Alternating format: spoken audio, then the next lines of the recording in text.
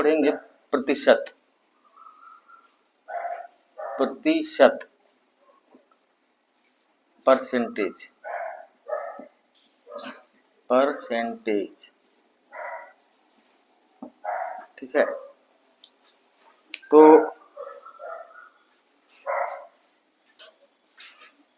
प्रतिशत का क्या मतलब होता है? जैसे मान लीजिए आपको एग्जाम में आया 76/100, मतलब 76/100।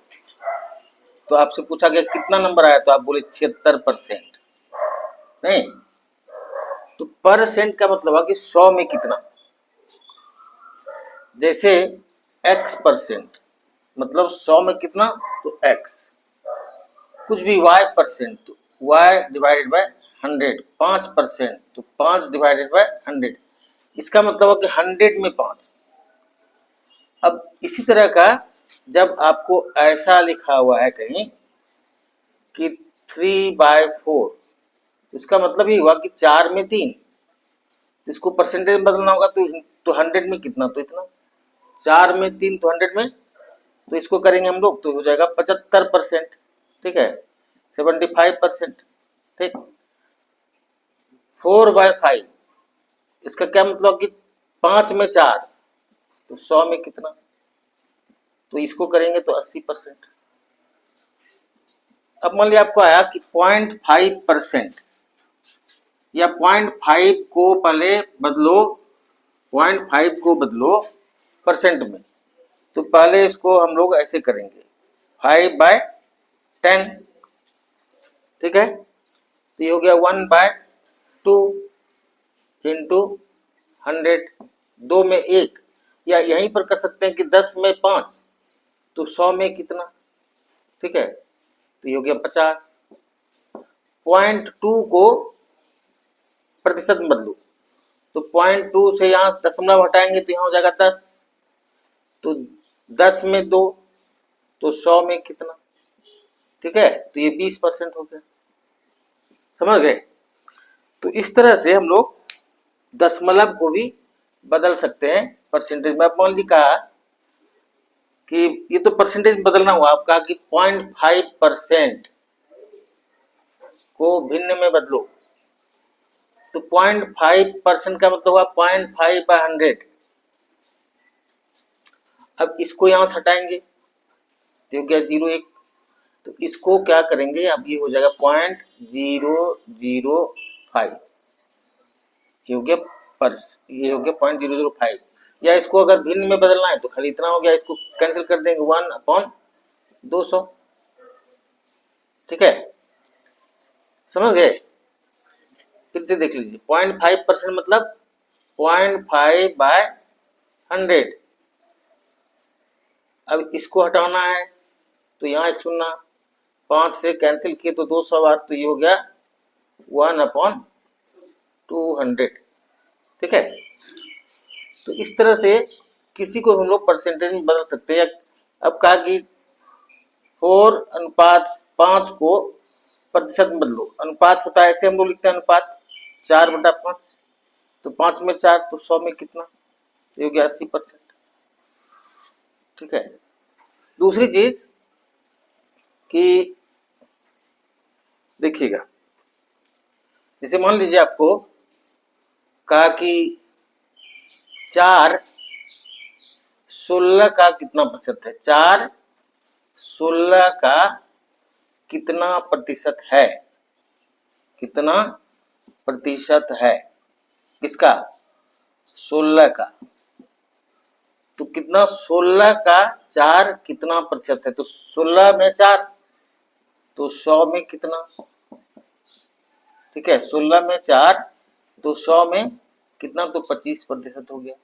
अब का 16 4 का कितना प्रतिशत है, 16 4 का कितना प्रतिशत है, ठीक है। तो इस तरह से अगर है तो 16 4 का 4, अब नीचे 16 4 का 4 16 का गुना 100, ठीक है जी। तब ये हो गया आपका कितना है, तो 400%, बात समझ में आई? तो इस तरह से हम लोग, ये बुनियादी एकदम बेसिक चीज है, ये समझ जाएंगे तो आगे भी सब बन जाएगा। अब पहले इससे संबंधित हम लोग कुछ प्रश्न लेते हैं। जैसे आपकी बुक में है कि साधारण भिन्न में बदलो 35%, 1.6%, 0.5% और 125%, ये सब करा है साधारण भिन्न में बदलो। तो 35% मतलब 35/100, तो 5 से 7, अब 5 से 20, तो 7/20 ये साधारण भिन्न हो गया। 1.6%, 1.6/100% जब भी होगा तो हम लोग डिवाइडेड बाय 100, ये एक दशमलव हटाएंगे तो यहाँ पर 0 हो जाएगा। अब इसको 4 से 4 बार, 4 से इसको 250 बार, तो ये हो गया। फिर इसको 2 से करेंगे तो ये 125, तो ये हो गया 2/125, ठीक है, यही हो गया। उसका फिर कितना है 0.5%, तो 0.5/100। अब इसके बदले एक 0 यहाँ, इससे डिवाइड करेंगे इसको तो 200, तो 1/200। अब 125%, तो 125/100, 25 पचे 5, 125, 25 चौके 100, 5/4। तो इस तरह से आप परसेंटेज को भिन्न में बदलना सीखें, ठीक है। अब देखिए कि दूसरा है कि निम्नलिखित में से प्रत्येक को दशमलव भिन्न में बदलो। मतलब दशमलव भिन्न मतलब दशमलव में बदलना है, 20%। दूसरा 8%। तीसरा 0.25%। चौथा 0.06%, 0.06%। तो देखिए 20/100 सिंपल है कि इसको खत्म किए। अब ये 0 है जी, एक 0 है तो दशमलव एक अंक इधर चला जाएगा, तो ये 0.2, ठीक। अब देखिए 8%, 8/100, तो सिंपल चीज हुआ क्या कि इसको भी हम लोग कर सकते हैं ऐसे कि 2 शून्य है, अच्छा दशमलव भिन्न बदलना है ना, तो 2 चौके मतलब 4 दूनी 8, 4 25, इसको आप करेंगे अगर तो वैसा ही होगा जो हम अभी आपको बता रहे थे कि 8/100 हुआ, तो सिंपल हो गया कि 0.08, 2 शून्य है तो ये 2 अंक इधर जाएगा, एक अंक है, एक अंक और डाल दी तो 2 अंक हो गया, दशमलव इधर चला गया। अब फिर है क्या 0.06%, ठीक है। तो इसको भी हम लोग 2 शून्य इधर कर देंगे, 0.0 मतलब 2 शून्य यहाँ पर है तो 2 अंक और इधर कर देंगे तो 0.006, ठीक है। तो इस तरह से हम लोग प्रतिशत को दशमलव भिन्न में बदलना सीख गए, ठीक है। 9/16 को प्रतिशत बदलो, 9/16 को प्रतिशत बदलो। 16 में 9, 100 में कितना, ठीक है, 4 चौके 16 और 4 25, ये हो गया 225/4, तो ये हो गया 4 पंजे 20, 4 से 24, कितना प्रतिशत, या इसको हम लोग कर सकते हैं 56.25%, ठीक है। अब 48 का कितना प्रतिशत 6 है, 48 का कितना प्रतिशत 6 है, समझ गए। 48 का कितना प्रतिशत 6 है, ये ना हुआ 48 का कितना प्रतिशत 6 है, तो 48 में 6 तो 100 में कितना, ठीक है, 4 दूनी 8, 25/2, 12.5%, ठीक है। अब फिर है 18 का कितना प्रतिशत 36 है, 18 का कितना प्रतिशत 36 है, तो 18 का कितना प्रतिशत 36, तो 18 का मतलब का जब भी तो नीचे, 18 का कितना प्रतिशत 36 गुना 100, तो 200%। जैसे अभी हम लोग किए कि 48 का कितना प्रतिशत 100, तो 48 का कितना प्रतिशत 100, कितना प्रतिशत 6, तो 48 नीचे ऊपर 6, 6 से 48, इस तरह भी किए। फिर नेक्स्ट है 3 किलोग्राम का कितना प्रतिशत 12 ग्राम। देखिए 3 किलोग्राम का, तो 3 किलोग्राम को पहले हम लोग नीचे कर दिए। 3 किलोग्राम का कितना प्रतिशत 12 ग्राम। अभी तो ग्राम है, तो पहले दोनों को एक ही इकाई में बदलेंगे, नहीं तो इसको कर देंगे 3 किलोग्राम को ग्राम में बदलेंगे तो 3000 ग्राम हो जाएगा। और ये भी 12 ग्राम, तो अब तो 3000 ग्राम का 12, 3000 ग्राम में 12, तो 100 में कितना, तो 100 में पहले ये दोनों को हटाइए, 6 दूनी 12, 6 पंचे 30, तो 2/5 इसको करेंगे तो 0.4%। ठीक है। अब फिर क्या है 4:5 बराबर कितना प्रतिशत, 4:5 बराबर कितना प्रतिशत, ठीक है, कितना प्रतिशत। तो अभी बताएं कि 4, इसका मतलब होता है 4/5, तो 5 में 4, तो 100 में कितना 80%। ठीक है।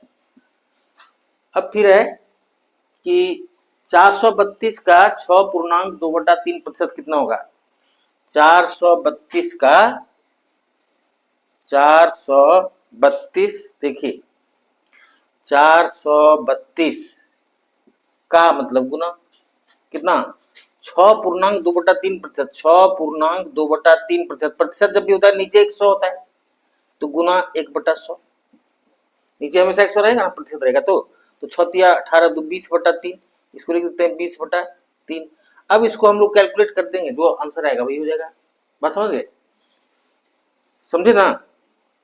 प्रतिशत मतलब हमेशा नीचे 100, तो अब इसको खाली आप घर में जाकर अपना कैलकुलेट कर लेंगे। नेक्स्ट फिर है कि किसी भिन्न के अंश में 10% वृद्धि करने और हर में 12% वृद्धि करने पर, सॉरी कमी करने पर 15/64 प्राप्त होता है। किसी, देखिए भिन्न जब भी लेंगे तो हम लोग इस तरह लेंगे x/y, समझे। अब कह रहा है इसके अंश में 10%, ई पहले से कोई भी चीज होता है 100%, जैसे हम 100% है तो इसमें 10% वृद्धि किया तो अब तक 110 ना हो गया, ठीक है। और हर में 12% कमी किया तो 100% था उसमें 12 घटा देंगे तो 88%, 88 हो गया। किसी भिन्न के अंश में 10% वृद्धि करने, हर में 12% कमी करने पर कितना हो जाता है, तो 15/64 हो जाता है, तो 15/64 कर दी। ठीक है। अब इसको काट कूट करेंगे, ठीक है। ये देखिए अब ये 2 से 5 बार, 2 से 4 बार, 5 से 3 बार। अब क्या है ना कि x/y, नीचे विचार है x/y बराबर, इसको खाली ऐसे ऐसे कर देंगे तो ये 4 उधर चला जाएगा, तो 12/x/y बराबर 12/65। ठीक है। इसको भी आप चाहें तो 65 को हम लोग, कुछ गलती होगी लगता है, 64 था जी, 64। ठीक है। तो 12/64 है, तो 4 तिया 12, 4 16, तो 3/16 हो गया आंसर। ठीक है। ये 12/65 नहीं था, 15/65 नहीं था, 15/64 था। ठीक है। तो ये हो गया। अब ध्यान दीजिएगा जरा, अब वर्ड प्रॉब्लम है कुछ, समझे, इसको मिटा देना। देखिए वर्ड प्रॉब्लम में पहला हम लोग बनाएंगे, उसके बाद फिर आगे का कुछ बनाने का तरीका पहले सीखेंगे, तब आगे हम लोग बनाएंगे। कह रहा है एक व्यक्ति अपनी मासिक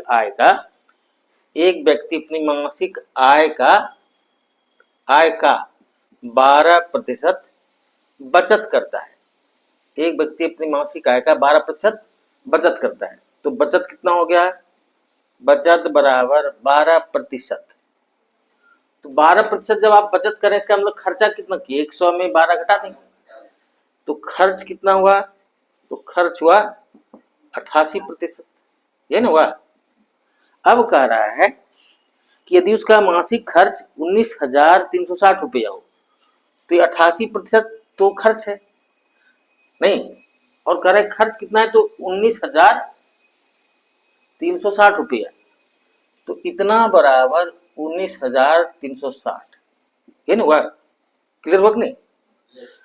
तो 88% बराबर इतना, तो 1% बराबर कितना, तो 19,360 बटा 88। तो पूछ क्या रहा है, पूछ रहा है कि तो उसकी मासिक आय कितनी, मासिक आय तो 100% हो जाएगा ना, तो 1% बराबर इतना, तो 100% बराबर कितना, तो 100 से गुना कर देंगे। अब इसको हम लोग काट कूट कर देंगे तो आंसर आ जाएगा जो भी होगा। कर दे क्या, करके देखते हैं, ठीक है। हाँ 8 से काटते हैं, इसको 11 बार हुआ जी, 8 है कहाँ, 8 दूनी 16, 3 3 तो 8 चुके 32, 8 दूनी 16, ठीक है। अब 11 से काटते हैं, हाँ तो 11 दूनी 22, 11 दूनी 22, 11 दूनी 22, 220 हो गया, तो 220 गुना 100 तो 22,000 हो गया। समझ में आया? तो इस तरह से हम लोग बना लेते हैं। अब देखिए कह रहा है एक मेज के अंकित मूल्य में 8% कटौती करने पर, एक मेज का जो आप नहीं देते हैं एमआरपी लिखा रहता है, तो कह रहा है उसमें 8% कटौती कर दिया, तो 8% कटौती किया तो आपको कितना बचा, 92% बचा। तो 8% कटौती कितना हुआ, कटौती हुआ 8%, तो इसका मतलब बेचा कितना में, 100 में 8 घटा देंगे तो 92% बेचा। तो कह रहा है कि 8% कटौती करने पर इसका मूल्य 4600 आता है, तो अब बेचा कितना में, 92% में। अब इसका मूल्य हो गया 4600 रुपया, हो गया 92% बराबर 4600 रुपया। तो क्या पूछ रहा है कि अंकित मूल्य कितना है, तो अंकित मूल्य तो 100% था, उसी में 8% कटौती किया, तो 92% बराबर इतना, तो 1% बराबर 4600 बटा 92, और 100% बराबर गुना 100, तो 46 से इसको काट दीजिए 2 बार, और 2 से इसको 50 बार, तो आंसर हो गया 5,000। क्लियर? अब आगे बढ़ने से पहले कुछ आप और शॉर्टकट कुछ मेथड समझ लीजिए, इसको मिटा देते, ठीक है। देखिए देखिए क्या है कि आपको, आप बचपन में पढ़े थे चक्रवृद्धि ब्याज, या जिसको हम लोग कहते हैं कंपाउंड इंटरेस्ट, तो उसमें अमाउंट निकालना होता था, अमाउंट मतलब मिश्र धन। तो उसके लिए फार्मूला आप यूज करते थे P into 1 plus R by 100 to the power N, जहां R क्या हुआ, R हुआ दर, प्रतिशत, और N क्या हुआ, N हुआ समय। ये बचपन में आप ये पढ़े थे। अब देखिए जैसे कंपाउंड इंटरेस्ट क्या होता है ना, जैसे 100 टका आपको दी 10% के इंटरेस्ट पर, या 1000 समझिए, 1000 टका दिया आपको 10% के इंटरेस्ट पर, तो 1000 का अगले साल 10% मतलब 100 रुपया बढ़ गया, तो 1100 हो गया। अब अगले साल इंटरेस्ट पर भी इंटरेस्ट लगा, मतलब वो जो 100 इंटरेस्ट लगा उस पर भी 10 टका, बात समझे? तो इस तरह से इसी कहते हैं हम लोग चक्रवृद्धि ब्याज या कंपाउंड इंटरेस्ट। तो उसी तरह कहा कि किसी शहर की आबादी हर साल 10% बढ़ रही है, तो 10% बढ़ेगी, मान लिया अभी 1,00,000 है, तो इसमें 10% बढ़ गया मतलब क्या हो गया, 1,10,000 हो गया। अगला साल तो इसका 10% बढ़ेगा, तो इसका 10% बढ़ेगा तो अगला साल 11,000 बढ़ेगा, या नहीं बढ़ेगा? तो अगला साल हो जाएगा 1,21,000। तो शहर की आबादी भी उसी तरह बढ़ रही है जैसे मिश्रधन होता है। तो इसलिए अगर आपको ये परीक्षा में प्रश्न पूछे कि किसी शहर की आबादी हर साल 10% 5% के हिसाब से बढ़ रही है, तो 3 वर्ष के बाद कितना होगा, तो क्या करेंगे, मान लीजिए शहर की आबादी अभी 1,00,000 है, कितना परसेंट के हिसाब से बढ़ रहा है, 10/100, पूछा 2 साल के बाद, तो यहाँ 2 दिन, अब इसको करेंगे 1,000, ये 1,00,000 हो गया, तो ये हो गया 10 का 10 11/10 का स्क्वायर, तो हो गया 1,00,000 गुना 11/10 गुना 11/10। अब ये दोनों कट गए तो हो गया 121 पर 1 2 3 0। ठीक है, तो 1,21,000 सर। और इसको अगर चाहें, अगर आप बहुत तेज हैं तो आगे हम आपको चक्रवृद्धि ब्याज में बताएंगे, क्योंकि हम आपको जो पढ़ा रहे हैं तो ये मान के पढ़ा रहे हैं कि आप एकदम गोबर है। ठीक है, कुछ नहीं आता है, जीरो मान पढ़ा रहे हैं तो इसलिए। और अगर आप बहुत तेज हैं तब तो इतना फॉर्मूला की जरूरत नहीं, आप दिमागी में कर लेंगे कि 1,00,000 का 10,000 हुआ तो फिर अगले साल 1,10,000 का 11,000 हो गया तो 1,21,000 हो गया। बात समझ गए। लेकिन हम ये किसके लिए पढ़ा रहे हैं, एकदम ध्यान में ये बात रखिए कि बहुत सारे लोग ऐसे होंगे जिसको कि वो ऐसे करना नहीं आता होगा, तो इस तरह से सीधा तक रखें। क्लियर।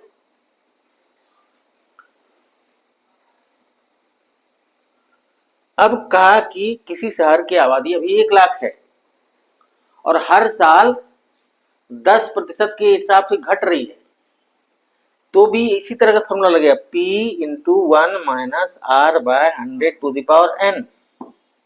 घटना हुआ तो यहाँ माइनस, बस इतना ही करना है। अब वही करेंगे, 1,00,000 गुना 1 माइनस 10/100 पर पावर 2। मान ली 2 साल के बाद कितनी होगी, तो 1,00,000 कर दिए। ठीक है, और ये हो गया 10 माइनस 1 9/2, 9/10 का स्क्वायर, तो ये हो गया 1,00,000 गुना 9/10 गुना 9/10, तो ये कैंसिल हो गया जी, तो ये हो गया 81,000। बात समझ गए। और ये तो हुआ कि आगे पूछ रहा है, अब बोला इसको बता देना। अब बोला कि अभी किसी शहर की आबादी 1,00,000 है, अभी किसी शहर की आबादी 1,00,000 है और ये हर साल 10% के हिसाब से बढ़ रही है, तो 2 साल पहले कितना रहा होगा। ठीक है, 2 साल 3 साल कुछ भी पूछे तो उसके लिए फॉर्मूला लगाएंगे, P by 1 plus R by 100 to the power n। बात समझे, कितना रहा होगा 2 साल पहले, तो इसको हम लोग करते हैं कि अभी 1,00,000 है, अभी 10% के हिसाब से बढ़ रही है, तो 2 साल पहले कितना था, तो देखते हैं 1,00,000 डिवाइडेड बाय 1 प्लस 10/100 पर पावर 2, तो 1,00,000 डिवाइडेड बाय ये कैंसिल 11/10 का होल स्क्वायर, तो ये हो गया 1,00,000 गुना 10/11। ये देखिए नीचे वाला ऊपर चला आता है, ये तो पता है कि भाग देने में नीचे वाला ऊपर चला आता है, तो 10/11 गुना 10/11। अब इसको कैलकुलेट कर देंगे, जितना भी आएगा आंसर वही हो जाएगा कि 2 साल पहले इतना था। क्लियर। अब कहा कि अभी किसी शहर की आबादी 1,00,000 है और हर साल ये 10% के हिसाब से घट रही है, तो 2 साल पहले कितना होगा, तो खाली यहाँ माइनस। तो इसको भी एक एग्जाम्पल देके बताते हैं। देखिए 1,00,000 है, अभी 10% के हिसाब से घट रहा है, तो 1 minus 10 by 100 to the power 2 साल पहले 1,00,000 बटा 10 माइनस 1 9/10 का होल स्क्वायर, तो हो गया 1,00,000 गुना 10 गुना 10 बटा 9 गुना 9, ये हो गया जी 2 साल पहले। बात समझ गए। उसी तरह अगर कहा कि किसी मोटरसाइकिल की कीमत हर साल 10% घट रही है, अभी इतनी है, तो 2 साल पहले कितनी थी, पैसे समझे, या 10% के हिसाब से घट रही, 2 साल बाद कितनी होगी, तो इतनी। क्लियर। 2 साल बाद कितनी होगी, तो उसमें तो P into 1 minus R by 100 करेंगे ना, नहीं, तो ये हो गया जी। अब एक प्रश्न ऐसा आता है कि A की उम्र B से 20% ज्यादा है। अब मान लिया आप B है, आपका 100 है, तो मेरा कितना 120। तो अब आपसे पूछे कि आपकी उम्र हमसे कितनी कम है, तो आप कहेंगे 20%। तो 20% होगा तो क्या होगा, इसका 20% हो जाएगा 24, नहीं इसका 20% हो जाएगा 24, तो इसमें तो 96 हो जाएगा। इसका 20% कितना हो गया, 12 दूनी 24, मतलब 24 हो जाएगा ना। तो इसका उम्र हो गया 96, लेकिन आपका उम्र तो 100 है। बात समझ में आ रही है मेरी? या मेरे पास आपसे 20% ज्यादा धन है, तो आपके पास 100% है, तो मेरे पास 120 है। तो हम आपसे पूछे कि आपके पास हमसे कितना कम है, तो उसके लिए फॉर्मूला आपको याद रखना है, R/100 प्लस R गुना 100। इतना कम है आपके पास, बात समझे, कम। अब जैसे अभी उदाहरण होती है कि हम, मेरे पास आपसे 20% ज्यादा धन है, तो आपके पास कितना कम है, तो 20/100 प्लस 20 गुना 100, तो ये हो गया 20/120 गुना 100। ठीक है जी, तो ये हो गया 16/2/3% आपको कम है। क्लियर? अब इसका उल्टा, कि हम आपसे 20% कम है, तो आप 100 आए थे, हम 80, तो हमसे आप कितना अधिक है, तो कितना अधिक है तो वो 20% नहीं हो जाएगा। कितना अधिक है, तो R/100 माइनस R गुना 100, ये अधिक के लिए, अधिक अगर निकाल रहे हैं क्या, हमसे आप कितना अधिक हैं, तो ये वाला फॉर्मूला माइनस वाला फॉर्मूला, आप हमसे कितना कम है, तो ये प्लस वाला फॉर्मूला। अब ये याद रखने के लिए उसका तरीका बताते हैं। जैसे मान लीजिए 50/5 और 50/10 में ज्यादा कौन, ये तो हो गया 10, ये हो गया 5, तो कम हो गया, नीचे ज्यादा रहने से कम हो जाता है, तो नीचे तो ये ज्यादा ना हुआ, 100 में प्लस रूट गया 20, तो ये ज्यादा हो गया। और कम रहने से नीचे, ये देखिए 100 में घट गया, तो कम रहने से नीचे ये ज्यादा हो गया। बात समझ गए? तो अधिक वाला के लिए क्या करेंगे, नीचे में माइनस रखेंगे, और कम वाला के लिए नीचे में इसको याद रखेंगे। ठीक है? अब इसी फॉर्मूला से एक और तरह का प्रश्न बनता है। जैसे मान लीजिए कहा कि चीनी का कीमत 20% अधिक हो गया, या 25% अधिक हो गया। ठीक है, 25% अधिक हो गया, तो जब हम लोग कोई चीज का कीमत बढ़ जाता है तो क्या करते हैं, उसका खपत घटाते हैं। टमाटर मान लीजिए अभी 200 का किलो हो जाएगा, तो हमको आधा किलो खरीदना था, हम 100 ग्राम खरीदेंगे, नहीं जी, या 250 ग्राम खरीदेंगे। 1 किलो खरीदना था तो 250 खरीदेंगे। तो उसी तरह कह रहा है कि चीनी की कीमत 25% बढ़ गई। तो एक गृहिणी अपना खपत कितना कम करे जो कि उसका खर्चा बराबर हो, तो कम करना है। तो कम करने के लिए भी बताया कि R/100 प्लस R गुना 100%, नहीं तो अभी बोले 25% बढ़ गया था, तो 25/100 प्लस 25 गुना 100, तो ये हो गया 25/125 गुना 100। ठीक है, तो 20% वो कम करेगी, उसका खर्चा बराबर रहेगा। बात समझे? उसी तरह कहा कि चीनी की कीमत घट गई है, कितना, 20%, तो एक गृहिणी अपना खपत कितना बढ़ा दी, अधिक कर दी, जो कि उसका खर्चा बराबर हो। तो अभी बताएं कि अधिक करने के लिए क्या होता है, R/100 माइनस R गुना 100%, क्या होता है, तो 20% मतलब बढ़ गया था चीनी की कीमत, तो हमको घटाना कितना है, तो 100 माइनस, सॉरी हमको अपना कितना बढ़ाना है, अधिक करना है, तो 20/80 गुना 100, तो 25% हम अपना खपत बढ़ा देंगे तो खर्चा बराबर रहेगा। बात समझ गए कि ये फॉर्मूला कहाँ लगेगा? तो आपको कुछ बेसिक चीज बताया, आप कुछ 1-2-4 प्रश्न में बनवाते हैं।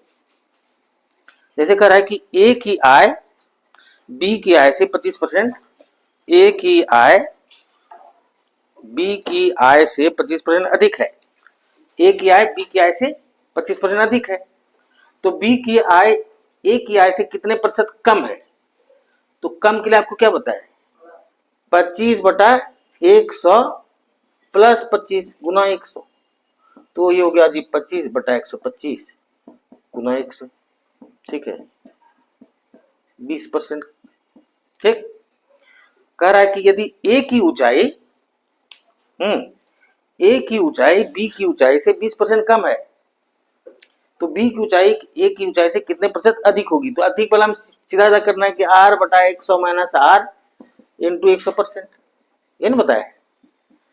तो कितना बोला था 20% ना, तो 20 बटा 100 माइनस 20 तो 80 गुना 100, नहीं 25% अधिक है। अब फिर कह रहा है फिर कह रहा है कि चीनी के मूल्य में 20% वृद्धि हो जाए तो एक गृहिणी को इसकी खपत कितने प्रतिशत कम करनी होगी कि खर्च ना बढ़े। तो कम करना है तो 20 बटा 100 प्लस 20 गुना 100, नहीं तो ये हो गया 20 बटा 120 गुना 100, ये 6 हुआ जी, तो ये गया 16/2/3%। उसी तरह कह रहा है कि चीनी के मूल्य में 10% कमी होने पर इसकी खपत में कितने प्रतिशत वृद्धि करनी होगी कि इस मद में खर्च में कोई परिवर्तन न होगा। तो क्या करना कर रहा है, कितनी वृद्धि करनी है। तो 10% कहा था जी, तो 10 बटा वृद्धि करने वाला में तो इन करना पड़ता है, माइनस करना पड़ता है ना। तो 10 बटा 90 गुना 100, ये हो गया जी 11.1/9%। क्लियर क्या जी तरह दीदी, क्लियर ना। चलिए घर में जाके खाली आप अभ्यास बढ़ा लेंगे एक बार, एक राउंड। तो अब देखिए देखिए इस तरह का करा, सन्नी को एक परीक्षा में उत्तीर्ण होने के लिए 36% अंक प्राप्त करने थे। पास मार्क्स कह रहा है कि एक बच्चा को पास करने के लिए 36% लाना था। कितना लाना था, तो इसका मतलब 36% हुआ पास नंबर। उसने 24% अंक प्राप्त किए। कितना प्राप्त किया, 24% प्राप्त किया, तो 12% कम ना हुआ, नहीं तो 12% कम लाया। कितना कम, 12%। अब कह रहा है कम प्राप्ति तथा 9 अंक से उत्तीर्ण रह गया। इसका मतलब ये नहीं हुआ कि 9 नंबर और लाता तो पास कर जाता है। इसका मतलब ये हुआ कि 12% बराबर 9। बात समझ में एक नहीं कि 12% कम लाया और 9 नंबर कम लाया, इसका मतलब 12% बराबर 9। ये समझ में आया नहीं। तो 12% 9 बराबर, तो 1% बराबर 9/12, तो 100% बराबर इतना, 3 तिया 9, 3 चुके 12, 25 तिया 75। तो क्या पूछ रहा है, पूछ रहा है कि पूर्णांक कितना है, पूर्णांक कितने ना हुआ। क्लियर नहीं। मैथ धरती का सबसे आसान विषय है जी, इसमें सब चीज लिखा ही रहता है, उसको खाली समझ के जोड़ घटाव गुणा भाग करना होता है। मैथ तो सबसे आसान होता है कि नहीं बताइए। अब फिजिक्स का आपको कह दिया कि बर्नौलीज थ्योरम लिखो, तो लिखना पड़ता है। यहाँ पर सब चीज लिखा हुआ है, खाली उसी को अपने हिसाब से आप, हाँ ठीक है, एकदम लॉजिक है जी, मैथ मतलब लॉजिक। अब देखिए कह रहा है एक परीक्षा में एक छात्र ने 30% अंक प्राप्त किए तथा वो 45 अंक से अनुत्तीर्ण हो गया। ध्यान दीजिएगा जी, एक परीक्षा में एक विद्यार्थी ने 30% अंक प्राप्त किए और 45 नंबर से फेल कर गया। इसका मतलब पास मार्क्स कितना था, 30 से 45 नंबर ज्यादा नहीं था, ये ना जी। 30% अंक प्राप्त किया लेकिन उसके बावजूद भी 45 नंबर से फेल कर गया, इसका मतलब पास मार्क्स तो 30% प्लस 45। अब फिर कह रहा है कि दूसरे छात्र ने 42% अंक प्राप्त किए, दूसरा छात्र 42% लाया, तो कह रहा है कि वह उत्तीर्ण होने के लिए आवश्यक न्यूनतम अंक से, उत्तीर्ण होने के लिए तो इतना अंक है, तो इससे कह रहा है कि वो लाया कितना ज्यादा, तो 45 अंक अधिक लाया। तो इसमें 42% का मतलब क्या हुआ, 30% प्लस 45 प्लस 45। समझ में आया, फिर से बोलते रहे। कहा कि एक बच्चे को 30% अंक प्राप्त हुआ और वो 45 नंबर से फेल हो गया, इसका मतलब और 45 नंबर आता तो पास कर जाता। तो इसका मतलब पास मार्क्स कितना हुआ, 30% प्लस 45। अब कह रहे दूसरा बच्चा लाया 42% और पास मार्क्स से इससे 45 नंबर अधिक लाया, तो इसका मतलब 42% बराबर पास प्लस 45, नहीं इसका मतलब हुआ कि 42% बराबर 42% बराबर 30% प्लस 90। नहीं, इसको खाली इधर कर देंगे तो 12% बराबर 90। नहीं, तो 1% बराबर 90/12। तो अब जो भी पूछ रहा होगा सब बन जाएगा। कह रहा है कि पूर्णांक तथा उत्तीर्ण होने के लिए न्यूनतम अंक ज्ञात कीजिए। तो पूर्णांक तो 100% होता है, तो 100% पहले निकालते हैं। तो 4 3 चौके 12, 3 चौके 12, 3 से 30 बार, 4 से 25 बार। तो क्या हो गया, कितना हो गया जी पूर्णांक। अब पास मार्क्स कितना था 30% प्लस 45, तो इसका 30% पहले निकाल देते हैं। नहीं, ये नहीं करेंगे तो 30% निकल गए तो 225 हो गए। और 45 नंबर और ना होना तब पास करेगा, तो 45 में और जोड़ दे 270। तो इसका कितना पास मार्क्स था, क्लियर हुआ। तो इसको क्या है ना, अब आप घर में जाके अगर बनाएंगे, ठीक है, हमको लगता है कि सब बन जाएगा। जो नहीं बनेगा उसके लिए हम अगले क्लास में देख लेंगे। क्लियर, आज इतना ही, ठीक है। चलिए आज इतना ही, जय हिंद। देखिए घर में बनाइएगा जरूर जी, ठीक है।